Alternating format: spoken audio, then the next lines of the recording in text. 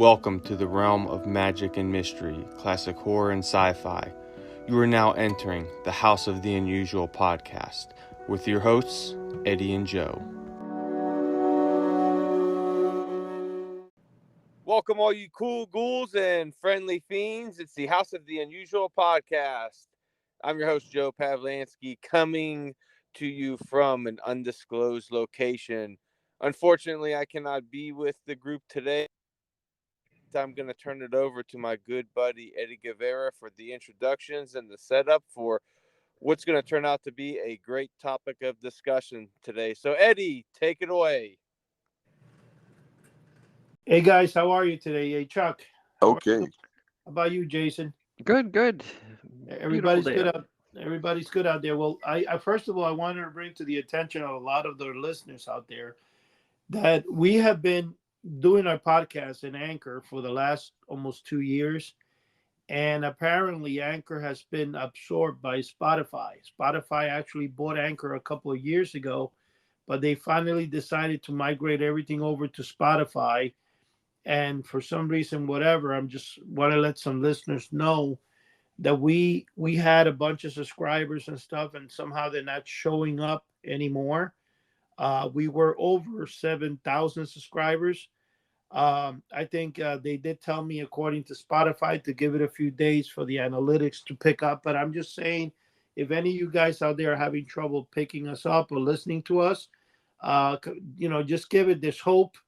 We're not off the air. we're still there. But anyway, Chuck, give us some updates, some good stories for today's episode.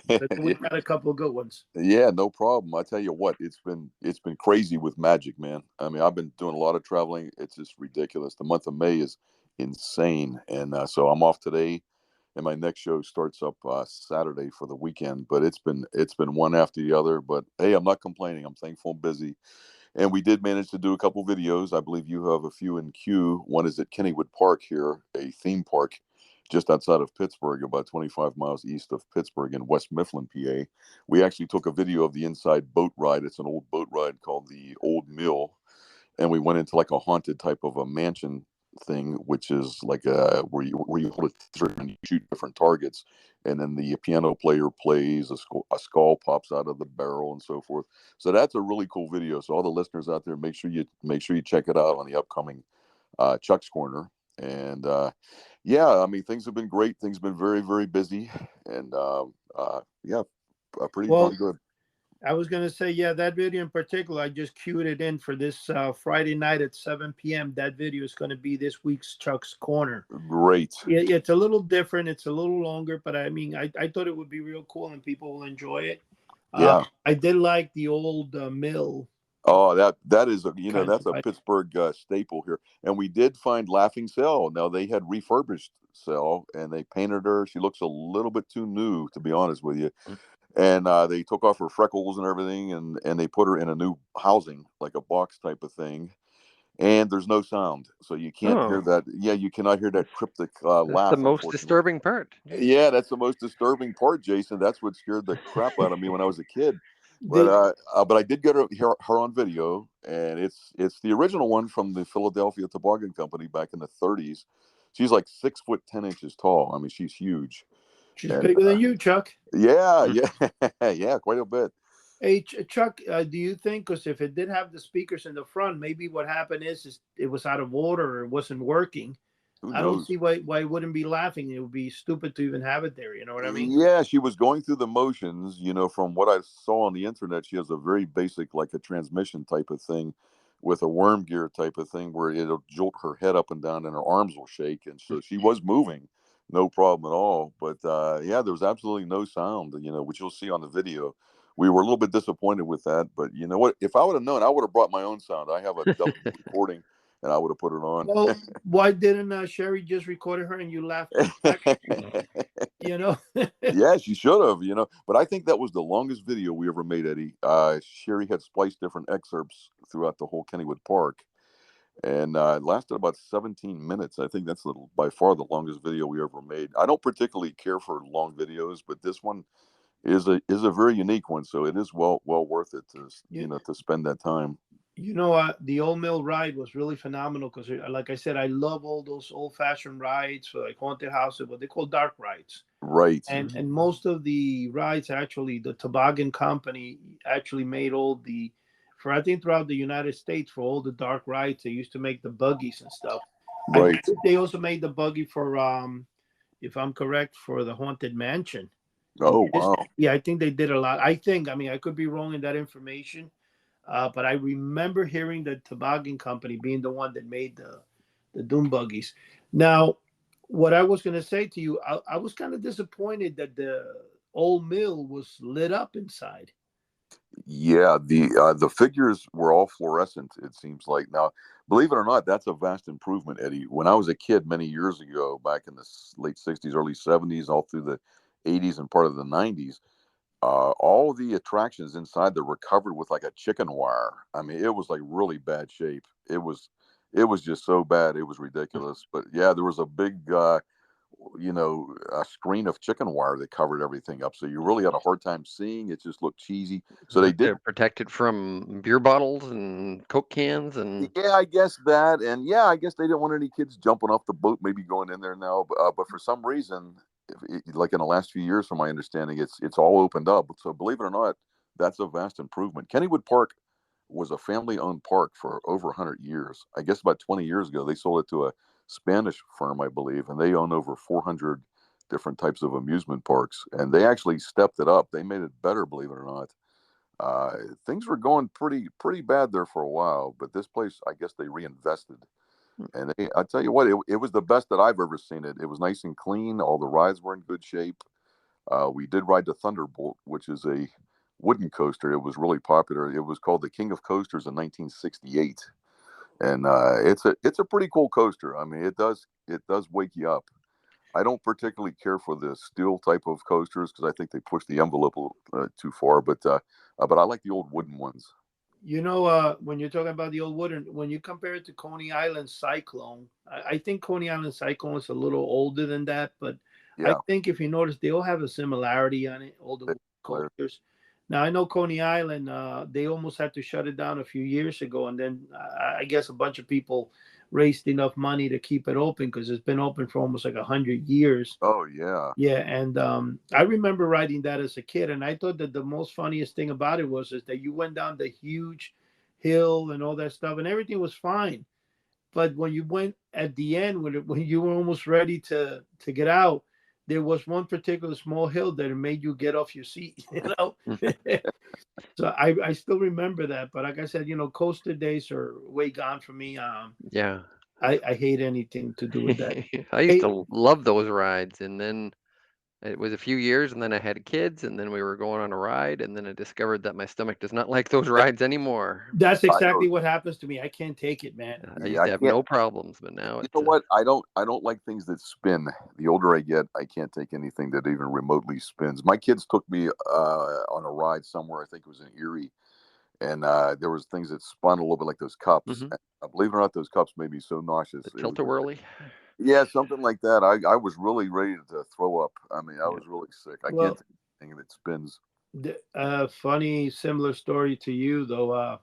I'm the opposite. I could take spinning, doesn't hurt me, but if I do any drop, my stomach just cannot take it.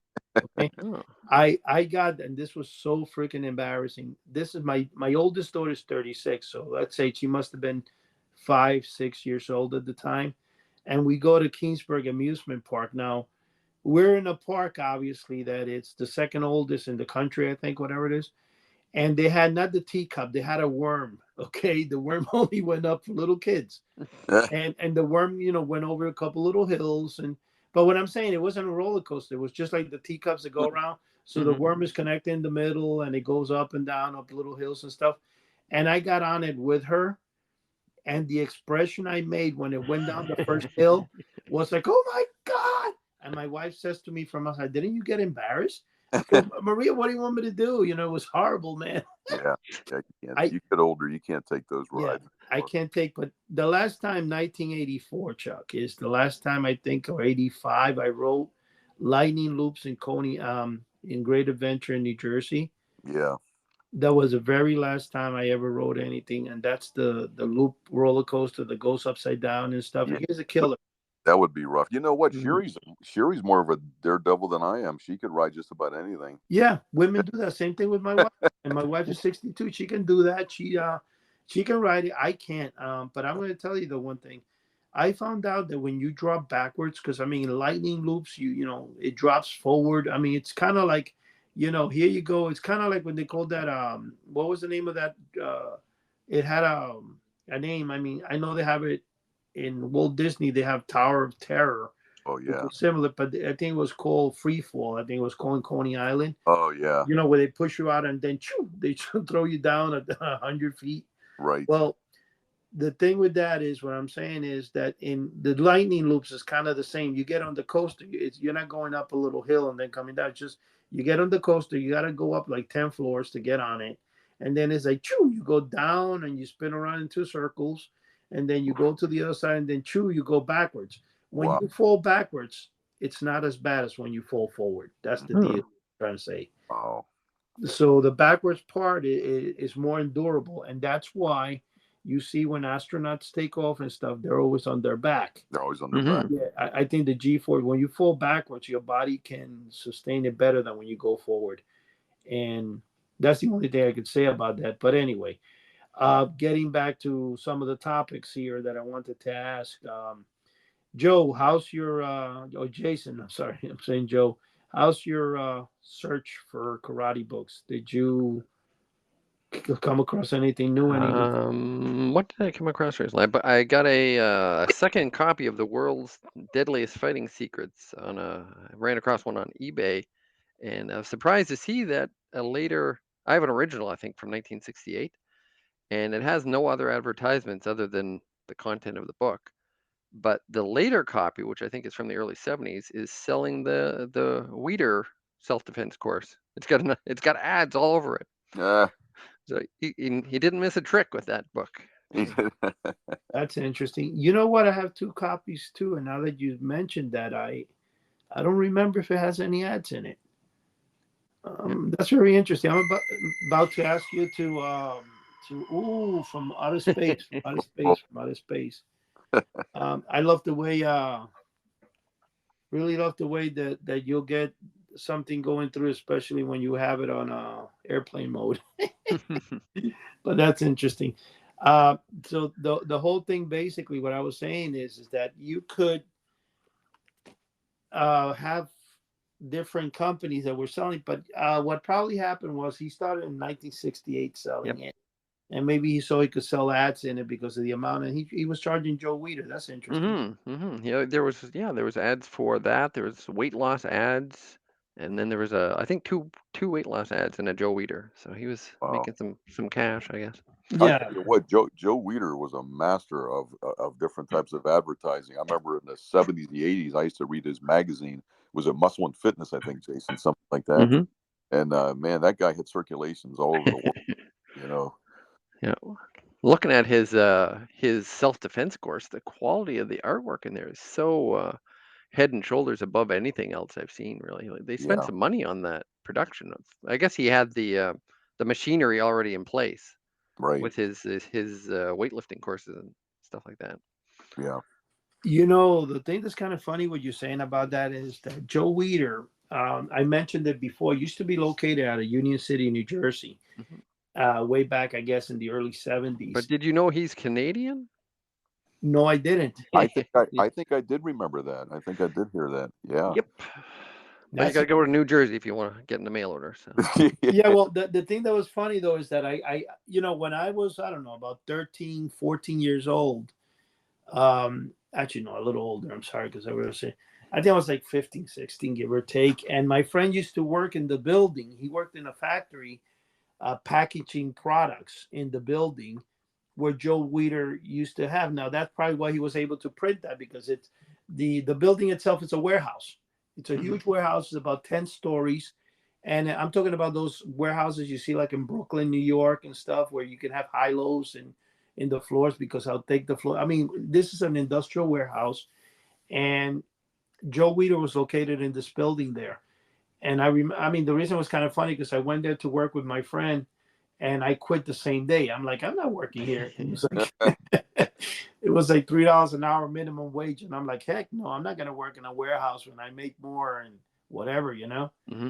But that was Joe Weider's thing, and I found that out about maybe 5-6 years ago that I was looking at an old ad, and I go, my God, this is the building I used to work in, and it was ironically, it was I think the floor under me that where I worked there that had Joe Weider housed in there. I mean, some of the examples. I went one time to the D. Robbins company. Now, D. Robbins is a supplier of magic tricks and novelties. Oh yeah. They're known by the famous name Easy Magic. Easy Magic. Yep. And they were located right underneath the Brooklyn Bridge in a building there. And I remember going there. And when I went to go inside the building, the elevator was one of those old-fashioned 1940s elevator that you could kind of see the chains in both sides. It had like glass in one of the doors. Wow. When I saw that thing, I'm like, I'm not getting in this crap, no matter what they pay me. I'm not gonna. So I said, I'm gonna go up the stairs because I don't trust this elevator, right? Mm-hmm. And this is crazy. When I went up the stairs, the railings, there was none. There was only one. Basically, looked like a hot water pipe. Wow. Oh, man. Like retrofit. Yeah, and the thing was that you could fall down, and the stairs weren't that thick. And I went up there to like the 7th or 8th floor, and I'm like, this is crazy, Wow. man. And that's how those buildings were at the time, and they still are. What did that place look like inside, Eddie? Because Robbins was huge. They used to wholesale to the whole world, Robbins might have been huge as a company, which is very surprising. But when you went there to the location they were in Brooklyn, and they were there, I think, for over 50 years. Oh, yeah. You know what? Do you guys remember, Jason? I don't know if Mm-hmm. does Canada have those houses that when you go into, let's say, the living room, you go to the main living room, and then they call them train apartments, like one after the other, like the rooms are one after the other. Not that I've ever seen. Well, if you go to New Jersey and New York, most houses, they were built in the 1930s. Mm-hmm. The reason they're named train, because say you'll go into the living room, you open the door to the living room, and then right next to the living room, the kitchen will be like to the left or right, and then each room, as you go through each room to go to the last room. Oh, okay. So they're all sequential, connected to each other. They're right. They're all connected. So that's called training. So that's when you went to D. Robbins's place, you went into this. If I remember, you went into like just a big empty room. I don't remember exactly, to be honest with you, what was in that room, but I know when you went, he had dividing. There was like 4 rooms to it, and it was divided by steel mesh doors. Isn't that something? So we're talking about like warehouses that how they put dividing. If you go into I don't know if you guys have ever been to like a UPS or something warehouse. There's this, even when you have a van, like an Econoline van, the older vans that commercial, that there's a divider that's made out of steel. You know what I'm talking about, right? Like well, it's kind of like it went up to the ceiling and it covered each side of the wall. So each room was divided by that. And I can tell you, all they had were boxes and boxes of things on the floor open. Wow. Like nothing was organized. Oh, man. And Paul Freed was the owner. And he was like 3 rooms down. You went in, if I remember, I'm trying to remember as you're saying that, Chuck, because I was there about 5 or 6 times. I wasn't there singly one time. I gotta remember a little bit more right now, but I do remember that he was like in the 2nd or 3rd room. He had an office there. He's sitting there in this old chair. Oh yeah, that was leather and wood, like a really old office chair. It must have gone back to the 1920s. Wow.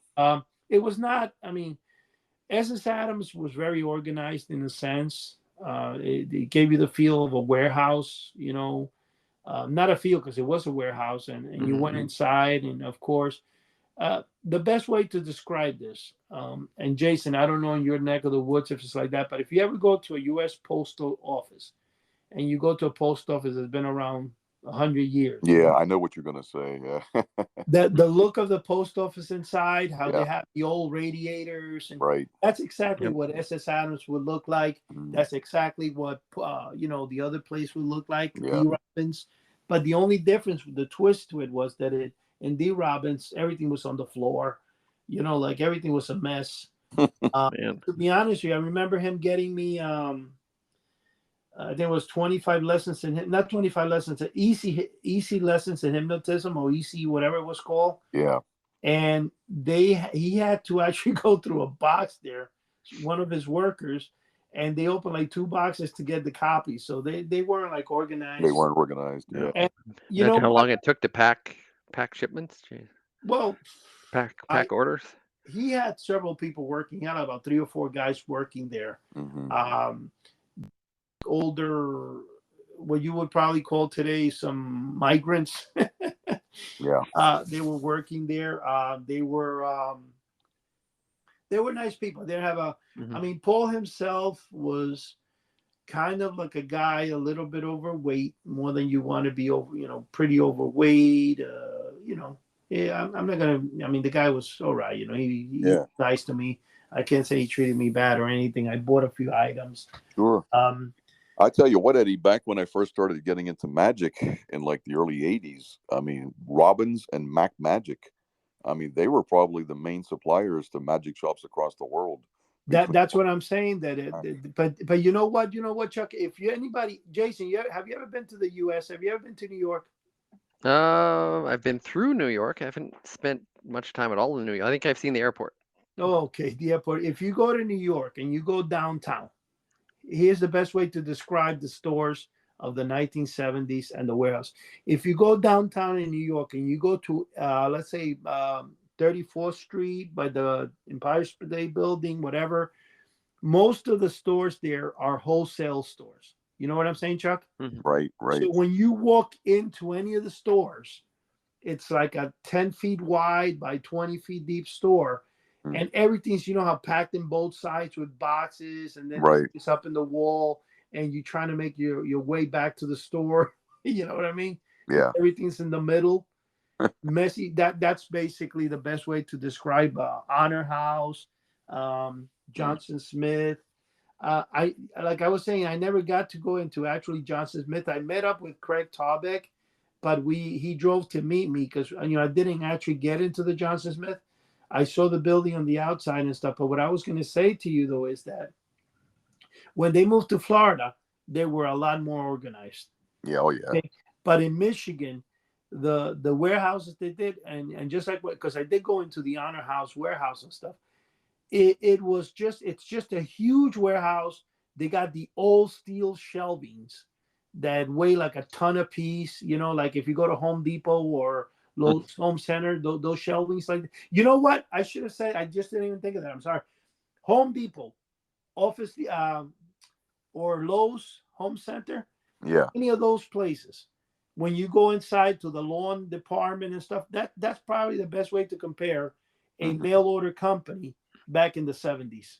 Wow. That's exactly what it looked like. It's old, the steel shelvings. There's probably dust everywhere that was there from the time Christopher Columbus came to the United States. And then you have, usually when they will put and sort out the mail stuff where they do mailings and stuff, there's just boxes. They have a lot of little cubicles in it. And each of the stuff would be there. I mean, it's fun. Don't get me wrong. Yeah. Actually, you know what? This is very exciting. Talking about Joe Weider and stuff. There is online. I think you might be able to see it on YouTube and look for A&E, the channel A&E put out back, I guess, in the 90s. The guy who owns the Charles Atlas Company put out a history of the Charles Atlas Company. And you can see the workers mailing out the hundreds of courses, and you can see how the warehouses look. That would be the best way to shoot that. That'd be interesting. And I'm saying that because I actually was in a couple of them. When I used to go to the Franco-American Novelty Company to buy products for my magic shop, I would go there in person, obviously, and it was fun, man. Going into those warehouses, I mean, to me, I felt good. I felt at home because and even today, some of the times I go to my storage facility and my wife is like, wow, you're so messy because I have so many boxes. But you know what? To be honest with you guys, it kind of reminds me when I was younger going to those stuff. Absolutely. And that's kind of fun because it feels like I'm in that era. Yeah, it feels like stepping back in time, man, because you know what? Sometimes when I go in my unit, I got it pretty organized. I like to just sit in there, man, and just look around. it's just really cool, you know. Hey, but you know what? Getting back to Robbins imported a lot of things from Sam's Magic Shop from India.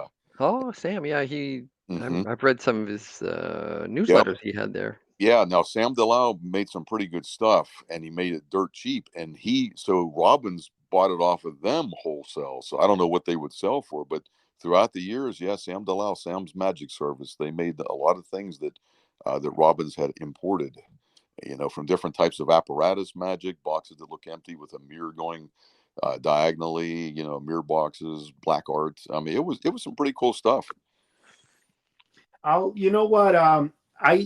You kind of threw me off in that. I wonder if that name doesn't ring a bell right now. Sam Delau. Yeah, Sam Delau. He still may be alive. If he is, he's up there. I mean, he must be in his 80s. But that is crazy. You know what, Chuck? Though honestly, I do know that when I met up with Wagman, the owner of Honor House, and I asked him, "Hey, where do you got?" Because what I was originally trying to say is, where did you buy the 7-foot Frankenstein from? Like the plastic versions and stuff. And he said, well, you know, he didn't give me specifics, but he said, we do use 2 companies in China. So they used to import most of their stuff from China, which is true because you know what? When you look at a lot of the products, they've been repackaged.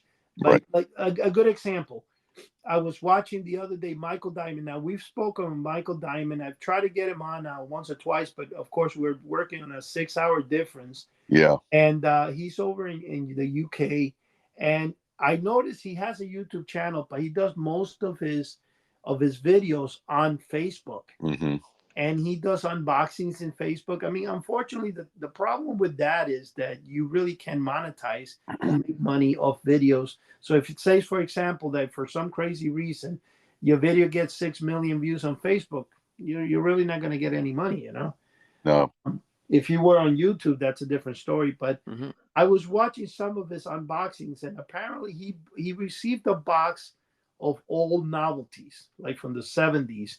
And he purchased it from, I guess, some magic supplier in the UK. Oh, was that the clip that you sent me, Eddie? I did watch that. That was pretty neat. He had a box. Okay, yeah, that's Michael Diamond. Is that him? Okay. Yeah, okay. yeah. He was telling me that, you know, I mean, watching that and stuff, if you look at some of the items he opened up out of that clip, you'll notice that it's the same American items with different packaging. For example, Franco America always packaged their own, what they call the foaming lighter. Now, what a foaming lighter is just a regular Bic lighter I guess they would buy them without anything inside, without any fuel. And I'm talking about the big plastic lighters. They used to be in the early 80s and stuff. You could actually buy the fuel and, you know, fuel them. Right. Had the thing in the bottom. And instead, he would have what would be like shaving cream, basically bottled up. And then you would stick it underneath the thing. And then the shaver, what you would do is when you flick the lighter on, it would shoot it up with pressure. Yeah, he said in the video that the cream was pretty much disintegrated, or it was old, it wasn't working anymore. Right, but I'm saying the packaging, that means that particular item is one example how different companies packaged it. Right. And then Franco America packaged it, but it wasn't like an original item from them, you know. Yeah. I like that one toy that he unpacked, Eddie. It was the sand picture sand where the guy was drinking and sand went down the bottle, and then it showed him, we flip it over, he was sitting on a toilet and sand was going into the toilet. That was kind of cool. Yeah, that's an old, you know what, something, it's funny. I don't know if I ever did buy it or not, Chuck, but that particular item, there was a magic shop on 42nd Street in Times Square, New York. Yeah. And when I was about 12, 13 years old, my parents once in a while would drive me by there. It was called like Wacky Macky or something like that. It was a weird name. You might even be able to get some old pictures of Times Square, and you might be able to see the shop there. But that shop did have a side that had risque kind of tricks. Right. Like, you know, like, for example, especially, I think a lot of those were made by Love Company. Oh, yeah, Fish Love. Yeah, Fish Love, I think, made a lot of them. And, I mean... Fish Love. Yeah. You ever heard of Fish Love? No, I've never heard of Fish Love. Oh my God, Fish Love goes back to the 1950s. Yeah, we got some crazy names out here, Jason. I'm telling you. Yeah.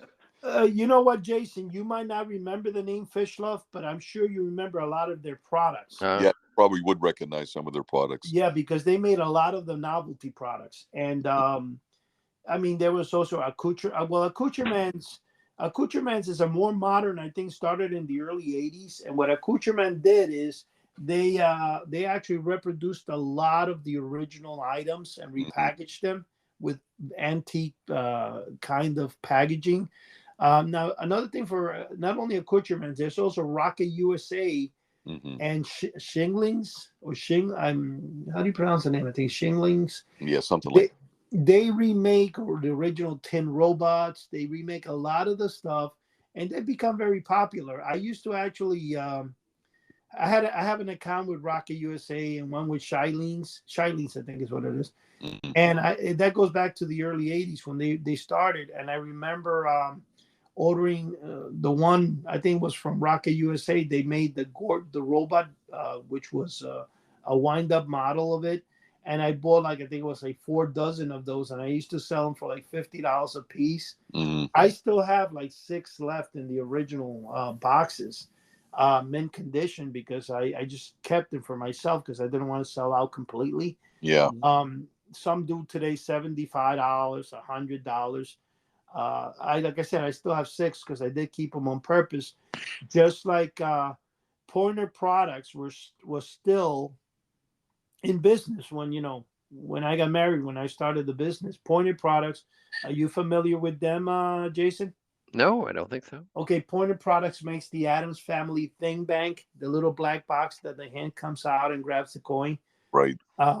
Are you familiar with that box, Jason? Well, I've seen ones like that for sure, the hand coming out, and I think I've seen a skeleton hand, I think is the one I've seen. But No. No, Yeah. that's actually originally made by a company called Yone, Yone, in Mm-hmm. Japan. But then, of course, there were cheap Chinese versions, knockoffs that came from Taiwan. That box with the skeleton, it's called in the Johnson Smith catalog, Greedy Fingers Bank. Right. And when Johnson Smith used to sell that, they used to sell the tin version, which I think was out of Japan, the real nice one with a cloth where the hand comes out. And then they, of course, made it plastic, where the same place where the hand came out was a plastic cloth instead of, like they made so many variations of it throughout the years. But Pointer Products was originally known for the Adams Family Thing Bank. They made the Dracula Bank. It was the same black box with different names on it. Then they made the Anti Bank, which threw the coin back at you. Yeah, I remember. Famous Monsters of Filmland has one called Monster in the Box. Are you familiar with that one, Jason, from Famous? No, I don't think so. Okay. I'm failing my test. Jeez. Yes, no, the thing with Famous Monsters of Filmland, that's most likely everybody knows that magazine to be as the granddaddy of all monster magazines, really. And what they did is they used to advertise this thing called Monster in the Box. In fact, if you Google it, I'm sure you'll see it, Jason. It's a little black box, and you would turn on the handle, and then it would grind, move up and down a little bit, and then a hand came out slowly, turned itself off, and shot back in real quick. Yeah, I do remember that. Yeah. So I mean, I became in the early '80s in search of all the stuff that Honor House sold that I didn't have. I came across, and well, this is the storyline with this. In '80 something, I noticed that there was, as a kid, I saw an ad for a haunted house mystery bank that it stated a ghost would come to the door. Ooh, yeah, that I saw the ad. What exactly was that, Eddie? That looked cool. No, that's the ghost thing that I have like 10 of them right now, actually, Chuck. Oh. It's called the Haunted House Mystery Bank, and it's a bank that ghost comes out to the door and snatches the coin. Okay. But later on in mid '80s, I noticed I was looking for that ad as a kid, and I would buy a lot of comic books looking for the ad, and I'm like, what the heck is the Haunted House Mystery Bank ad? Because I found the bank, but I didn't have the ad. And I looked and looked, and then finally I came across several comic books that had the ad, because the ad is from like really early 1970. I think like 71 they already stopped running the ad. And I realized the ad said that a hand came out. And I'm like, wait a second. That's not the ad. The ad I was looking for was, it said a ghost. And I remember reading the comic, and it had a ghost. So I found both ads. But later on, the ghost ad, even though to this day kind of allured me, it was a little different from what I remember as a kid. Unless I had looked at the ad that said the hand came out, and I mistakenly thought it was the ghost, because I mean, things do happen like that where you think in your mind you saw something, Right. but I mean, with other things I'm very certain, but I wasn't certain exactly as to what ad I had. I mean, I remember the ad, but anyway, going back to what I was saying, when I came across the one with the hand, I went on a mad search, and I was searching all over the place to find the bank, because unlike the Greedy Fingers Bank that you have a hand that comes out, it's a coffin shape. Well, this bank, when Honor House describes the bank, it describes it perfectly as a battery operated bank that's 8 inches by 8 inches by whatever, which is an exact duplicate of the one that the ghost comes out. And it's made of metal. It's tin litho and plastic. Now, in the search, I think in 1998, 97, whatever, my sister-in-law came from Florida. And when she came from Florida, I was in Walden Books inside a mall while her and my wife went around the mall. And I saw the ad in a book about battery operated toys. And I said, wow, this is the bank that they were talking about in Honor House. Now, the thing that's kind of funny about it, though, is that it did say battery operated. But what I can recall from looking at the photograph, which I didn't obviously look for it, looked at it too long, it kind of looked that there is a bank called the Mystery Bank, or the Haunted House Mystery Bank, which is also called just like the other one I just mentioned with the batteries and the ghost coming out. But a hand comes out, but it's made by that company, Yonaro, something like that, not Yon, but another company out of Japan, and it's actually a wind-up. They do make a version of it called Frankenstein's Hand that goes for like $700. It's the same exact bank. The only thing, it says Frankenstein on the side.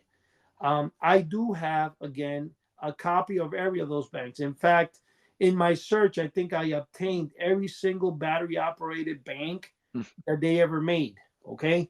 I have over 30, 40 of them, just along of the Addams Family Thing Bank, from the original ones to later ons.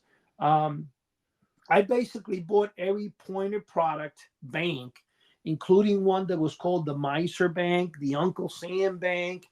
The Miser is the same thing as Monster in the Box, but it has what looks like a big giant spark plug in the top. It's supposed to be a miser, like he's inside the box. You turn the electricity on and the thing moves, and then the hand comes out and turns itself off. Anyway, what I was saying is that the existence of the bank with the hand on the side is real. I got collaborated by two other people who told me about it. One is a guy that goes under the name Monster Bob, and he frequently goes to a forum that's called Universal Monster Army, which I remember, I used to put a lot of ads there, and I was a member for many years. In Universal Monster Army, I called Bob because Bob has sold. He goes, Eddie, in the 1980s, I had one that had the hand that came out. It's exactly like the Ghost Bank, but I sold it. So he also collaborated that it exists. So I know that there is one out there. I remember seeing the ad, but I got to be honest, in my mind, it looked kind of like a rectangular bank, not a square bank, what I saw in the ad, but it's battery operated. So that's what kind of threw me off. Is that the one that I actually saw? Oh, it might be out there somewhere, huh? Just like your robot plans. Well, yeah, the whole thing. What I was going to say about that, though, is that particular book, I bought about 40 books of battery operated toys and nothing. Now, I did come across a weird bank, which is a yellow and orange bank, I think it is, and then you put a coin in it. It has like a witch that spins around inside, and apparently a hand comes out of the chimney and grabs the coin. And I thought it might have been that one. So I bought that one, I don't know, for like $80, whatever. Later, I was offered $1,000 for it. Wow. I got in contact with a guy who wrote a book about battery operated toys a few years back. And this guy is an expert, supposedly have collected every battery operated toys. And I called him and told him about that particular orange or yellow bank I have. Mhm. I actually have two of them. That's the funny thing. And he said to me, I've never heard of it. Wow. That's how rare the bank is. No wonder they were offering me $950 by a guy in Chilla Theater. I didn't sell it to him because of the rarity, because mine is actually in mint condition, a box. The box is in perfect shape. It's got no dents, nothing. Then after that particular thing, a guy that worked with me in the hospital, one day, the hospital told me to display, like when you go into any hospital, a lot of times by the gift shop. Oh yeah, they got big giant, a window display thing. Right. They have windows, or they have a glass display case in the center of the lobby where they display different things. Well, where I used to work, they had a big 4 feet wide by 6 feet tall glass display case with about 5 shelves. And they asked me if I could display my collection there. So I went in with 2 trunkfuls of, robots, like the works. Mm-hmm. I went in, and my son did a marvelous job. He did a phenomenal job in displaying everything for me. People would come, take pictures. Well, in there, I had the bank with the ghost in the original box. And one of the workers said to me, "Hey, Eddie, you see that bank? I have one in Puerto Rico from when I was a kid that my mother still has it in mint condition." He said, "But the only difference is mine has a hand." And I said, "Excuse me?" I go, "So you are telling me that this bank does really exist? Because I've been in search of it for years." And well, anyway, because I've been looking for that particular bank, which, Jason, this is another thing I'm going to give you to do some research on. Send me all the pictures and I'll tell you if I have it or not. But it's a bank. If you look at the honor, if you look up Haunted House Mystery Bank, you Google that. Yeah. And you're going to see the original ad from Honor House. And it's a hand-drawn ad. It doesn't show the actual picture. It's just a hand-drawn, which is a really cool-looking, creepy ad. And it's line art. So it's not going to be like really elaborate art. It's just line art. And it says Haunted House. It gives you the measurements. It gives you the size, and it's battery operated. Yeah, now, I'm looking at it right now. There is a possibility, because I mean, like many ads from the 70s, they kind of geared you to the wrong thing, and you thought you were getting something that was opposite. Like a good example is the ad for the 6-foot Dracula, Frankenstein, and Wolfman. It stated that you got a life-size Wolfman. Now, for years, I was in search of that 6-foot Wolfman, which for some reason also eluded me. I'm like, why is it that nobody ever ordered it? Like, what are the chances of that happening? Well, there was a guy that he used to be known as the Unknown Primate. That was his name in Universal Monster Army. Oh, wow. He became really good friends with me. And in fact, he actually drew for me. He used to love Bigfoot, and he would make model Bigfoots out of not cement. I forgot what he used to use, resin or something. And he actually made a model for me. But unfortunately, the guy had a heart attack and died. Just while actually he probably didn't eat enough bananas, huh? I mean, you know what's kind of crazy, because he was such a wonderful person, man, and he died. You know, it's funny when you say you need magnesium. What is it? Magnesium? I forget what. Potassium. Yeah, potassium. Yeah. Anyway, he actually one day I saw him talking to one of the or they were talking on the forum, typing messages. And in one of his messages, somebody asked him and showed him the picture of the 6-foot Wolfman and the Dracula. He goes, it's funny. I ordered the Dracula. I wonder what the 6-foot Wolfman was.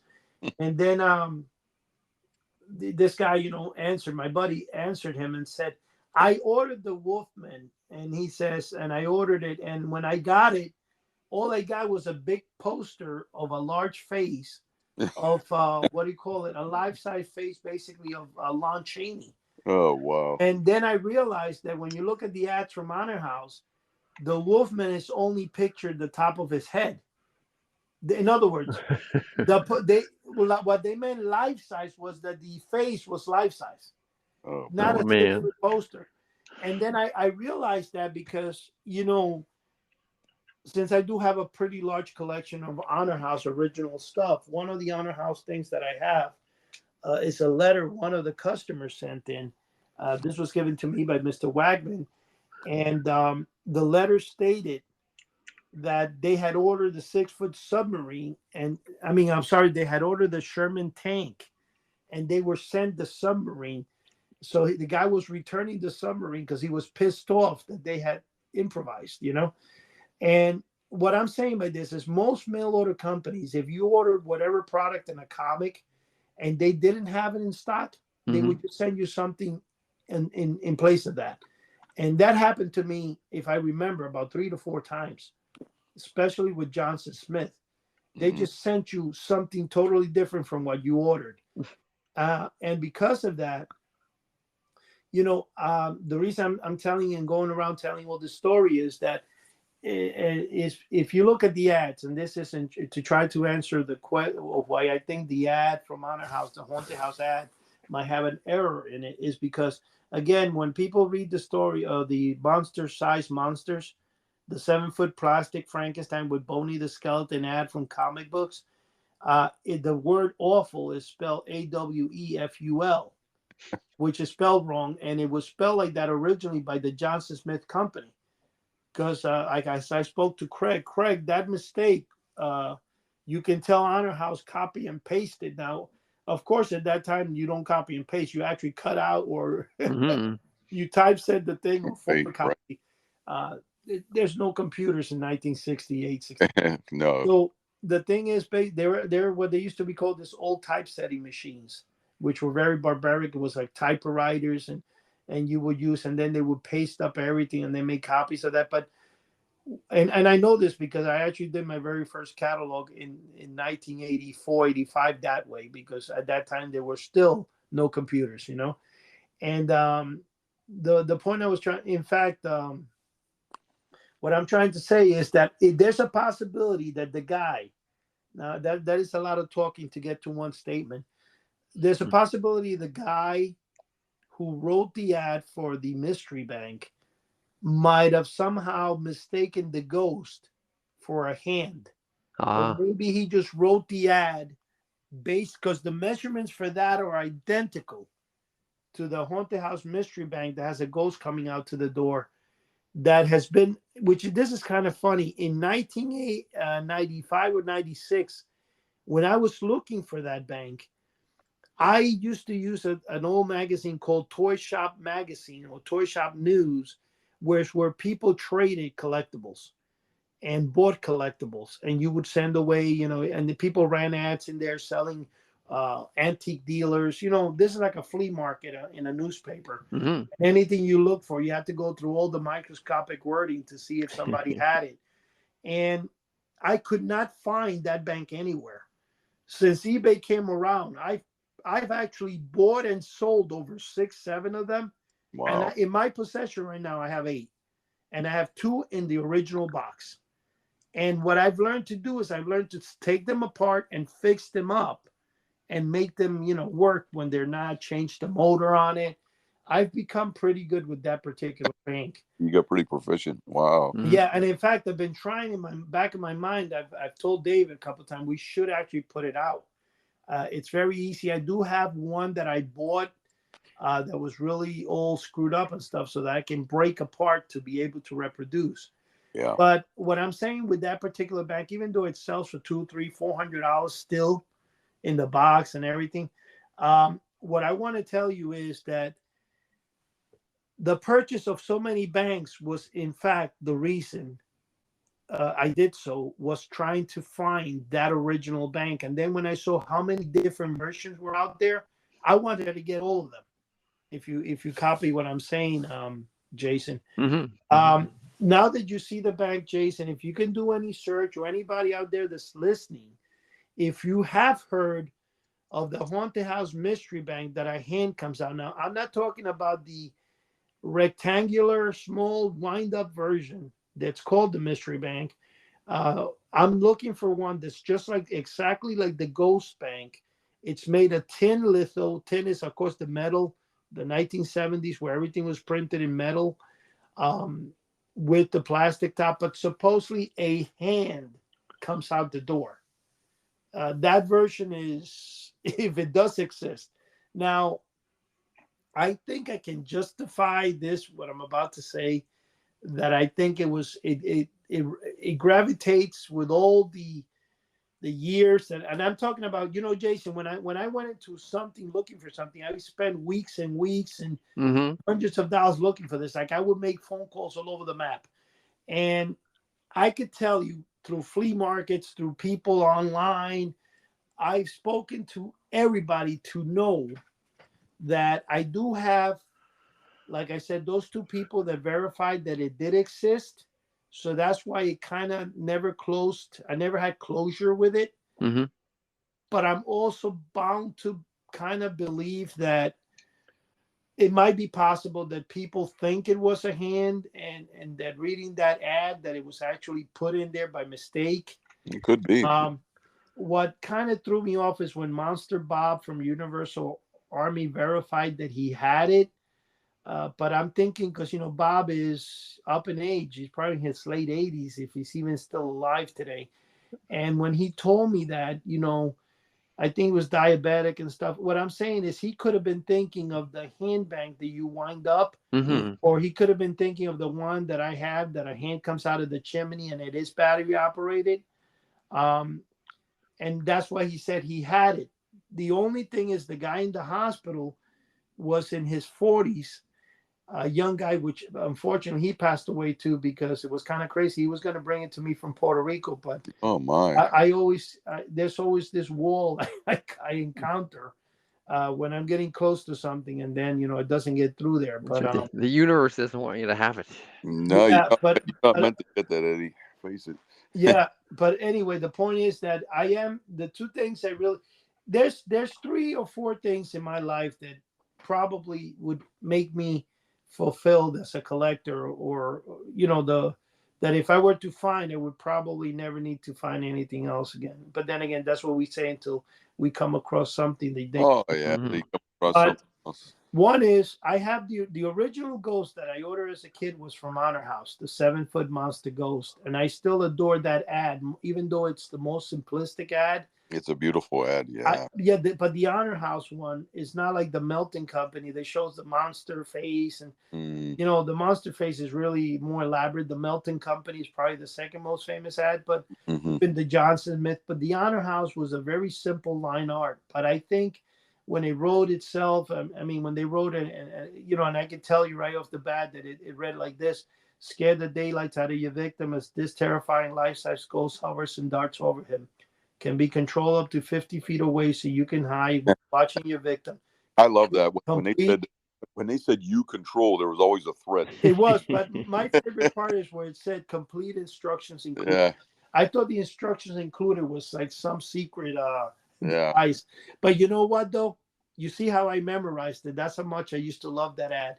Oh, yeah. It was the first thing I ever ordered in products in the mail.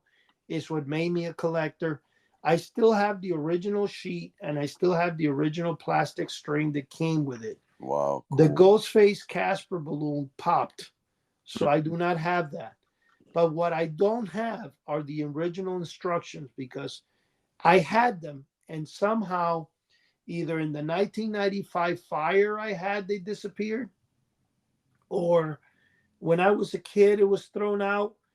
I remember that it was a simple piece of paper, 8.5 by 11. It was now landscape, when you turn it sideways, landscape. Yep. And it had in one side the instructions on how to put it together, which I still kind of remember, which was bizarre. It would tell you to make a hole in the center of the sheet and stick the balloon right through it. And I remember thinking, wow, that only makes it about 4 feet tall. Maybe when it's off the ground, why did they say 7 feet, right? Which you're not supposed to do that to the ghost. But anyway, the other side had a rocking chair in front of a half lit room. It's kind of like a room in a daylight, but it's a dark room, and it has a white shade. Okay, I still remember it, and the shade draped all the way from, not a shade, like a curtain, a white curtain, and the ghost was between the curtain and the rocking chair. Yeah. And it showed a ghost, kind of like a bed sheet ghost type of like that, and it looked creepy, but it didn't have a face on it. So the point I'm trying to say is, whatever they used for that sheet, that ghosting, it was embedded in my mind to this day, and I would do anything to find those instructions, at least a copy of those instructions. I do know that when I went to Honor House and stuff, they looked for it. The guy in the warehouse, that was there at the time, that gave me all the Frankensteins and stuff. He said, Eddie, I looked back there. There's nothing left. And I even asked Wagman, and he checked. I said, Wagman, do you have the ghost left? I really need the instructions. He's still so. If I could find the things that I want, the thing I want the most, obviously, are the 7-foot robot plants, which obviously Take a drink. disappeared from the, yeah, take a drink, you're right, disappeared from the face of time. Yeah. Second thing would be the Honor House Monster Ghost ad, or in fact, any Monster Ghost that was sold, because there were a couple of different companies out there, I would definitely be interested in. But the other thing would be obviously the bank, which the Haunted House Mystery Bank with the hand, which apparently I'm still debatable on that existing. Now, I do know as a fact, because the guy from the Unknown Primate, I don't want to use his real name in case you know the family, but he sent me a photograph of his poster that he received for the life-size Wolfman, which I was able to obtain myself. I bought it on eBay years ago. So the 6-foot Wolfman, as you were lured, or they lured you in to believe existed, never did. Never existed. Wow. And that's the way Honor House. But they always put the dragon that said life-size monsters. Yeah. And people fell for it. And you know what are kids going to do? They're going to go and give a bad rating. How are they going to do that? Yeah. Oh, so one hey, way. how are we doing on time, Eddie? It's getting. We have a few extra minutes. We have about 4 or 5 minutes left. Oh, okay. The only battery toys I have, which is, I did put some on Chuck's Corner, are like character ones. I have the Charlie Weaver one that mixes the drink. He drinks it, his face turns red, smoke comes out his ears. I have there's a secretary that types, things of that nature. You know what? And I know exactly what you're saying, Eddie, because these things, when I bought them years ago, they were in good condition, great condition, but they didn't work. And 9 times out of 10, it's just a loose wire, or there's a frozen motor that if you spray some WD-40 on it, once you pull the tabs off of the tin part and you open it up, and if you put batteries in, you spray the motor and just give it a push, it'll work. You know what I mean? Or there's a loose wire, maybe a bad switch or something like that, because they're old and they just sat dormant for 30, 40 years in somebody's closet, One of the things I want to say is I'm actually, a friend of mine is actually trying to fix for me right now one of the original laughing bags. It's from the 1950s, early 50s. Oh, that's the one with the record inside, I guess. Yeah, but he's trying, because I think the motor froze, so he told me he was going to replace the motor for me. Yeah. But you say the WD-40, I don't think it worked there. That's how old it is. But sometimes when you're that old, they just crumble. Things just crumble. Yeah. Bakelite doesn't last forever. No. Yeah, well, that's the thing with the Addams Family Thing Bank. You could have one original in the box. The problem is that if you let it sit, it dies on its own. There's a gear there that just will break off. Yeah, or there's an O-ring. Sometimes there's rubber O-rings that go on the spindle of the motor, and it goes to another type of a pulley, and those things will dry rot, instantly. I mean, it doesn't take long at all. Yeah, unfortunately, that's the way. I was able to get. Well, I was going to get. I never did. There was a robot the only robot that Italy ever made in the 1950s was called Nando. And it was a pneumatic robot that had a little bulb, and you squeeze air into it. And the problem with those robots is that there's none working because of the years. The bulb inside destroys. I could have bought one for $478 on eBay one time.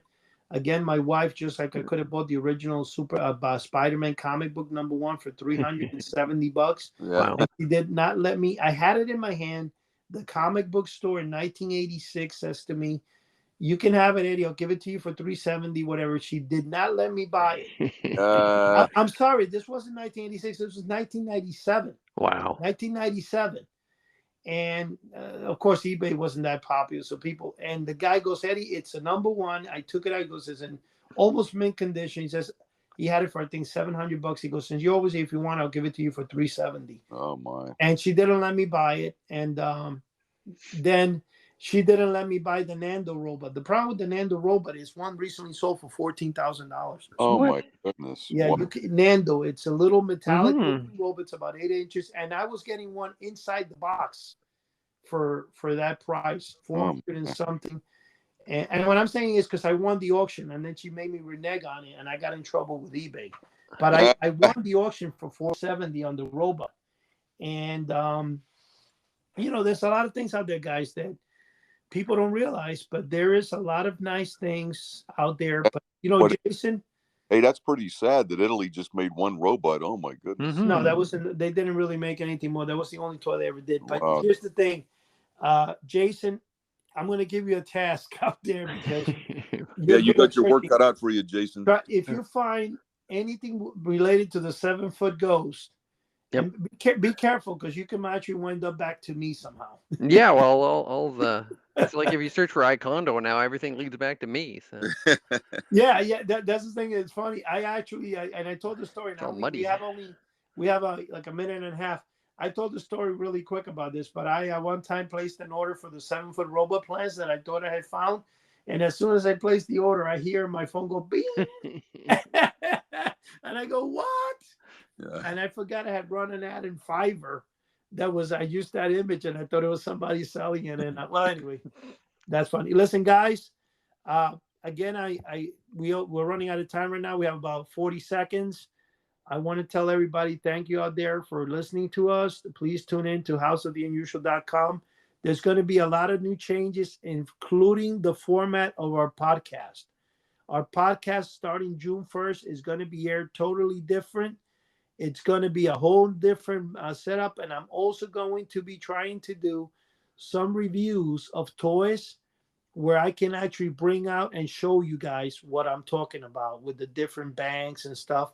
I might just have a whole collection of them and show them on video. So stay tuned to the YouTube channel for latest events on that. And also stay tuned as Jason continues to build his karate network. All right. All right, guys. So having said that, God bless. Take care. Until the next time. Okay. Thanks, care. Eddie. Thanks. Bye. Thanks, Chuck. Bye-bye. Bye.